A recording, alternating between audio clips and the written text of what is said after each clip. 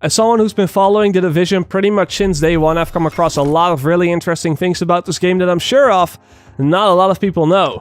So today, I'm here to test you. You obviously have some sort of interest in The Division, but how much do you really know? Let's find out.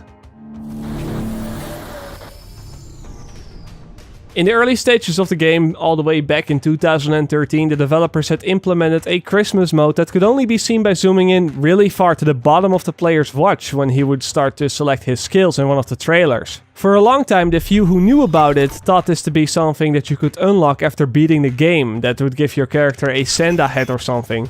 But at Gamescom last year, a developer actually confirmed that this was nothing more than just a simple filter that had been removed from the game a long time ago. So unfortunately, no Santa hat. Massive Studios appreciates their following, and they've shown this many times in the form of hiding little Easter eggs in their trailers and gameplay. The first time they did such a thing was back in 2014, where they had several names of long-term followers written on the books in their cinematic trailer. And they even added my name on a wall in the subway in the gameplay trailer. Now, ever since that moment, they kept doing that. Just take, for example, the wall right here, which is full of the names with all the long-term followers, and I think this is a really cool way to say thank you to the fans. Now, what you probably knew already about the game is that players have certain skills that they can use to either attack, defend, or heal themselves up. But did you also know that when you restore about 70% of your base of operations, you will get access to signature skills?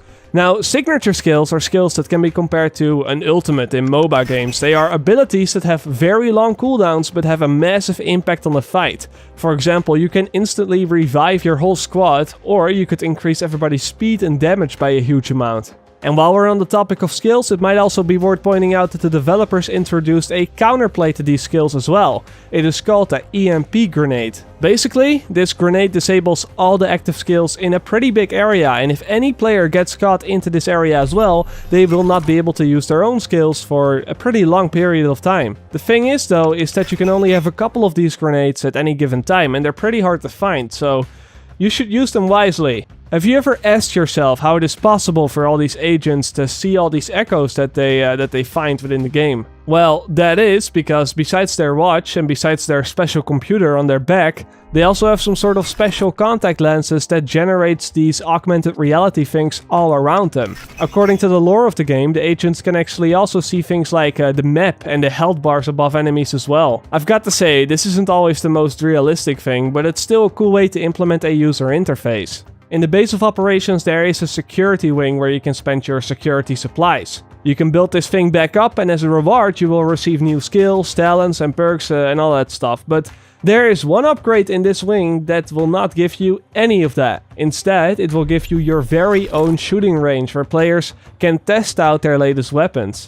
Now, you probably don't want to get this at the very start of the game, as you don't have a lot of weapons yet, and there are better options like getting 10% extra experience, for example. And even though a lot of people cannot wait to get into the Dark Zone and shoot up their best friends, for the people that do not like PvP, this place may not be the best experience. But then there's the problem, right? Because a lot of the best loot can be found or even bought in the Dark Zone, so you would think that players will still be forced to fight there even if they don't want to. But that's not the case, however, because what you probably didn't know is that after building up certain parts of your base of operations, a currency exchange vendor will appear and you will be able to exchange your normal currency for the Dark Zone funds. This will allow you to buy the best weapons from the Dark Zone vendors, but without spending the time in the Dark Zone. And I know that for every player that dislikes PvP, there are 4 more that do really enjoy it, and some of you here probably wished at one point that the whole map would be like a Dark Zone.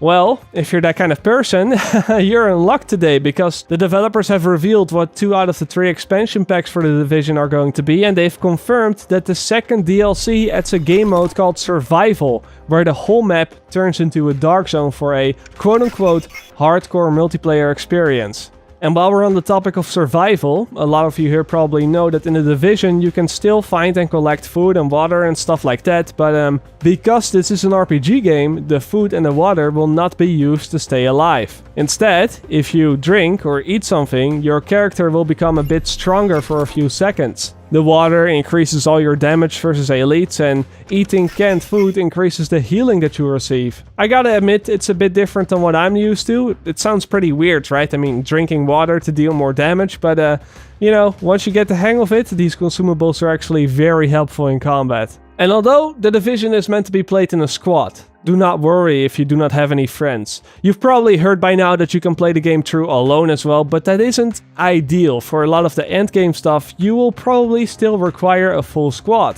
That's why the game gives you lots of options to find a squad. There's a matchmaking station in one of the tents at Camp Hudson, and before you start any mission, you can search for other players that also want to do that same mission, so you can temporarily play with them. And besides that, if you see anyone in any social area or in the dark zone, you can press the right stick on your controller to either join their squad or invite them to your squad. And those were my 10 things that you probably didn't know about The Division. So my question to you is now, did you beat the challenge? Did you know them all? Or did I manage to show you something new? Let me know in the comments down below. Subscribe here to TGN for more gaming goodness, and I will see you guys later. Or like they say in the Netherlands, zie je later!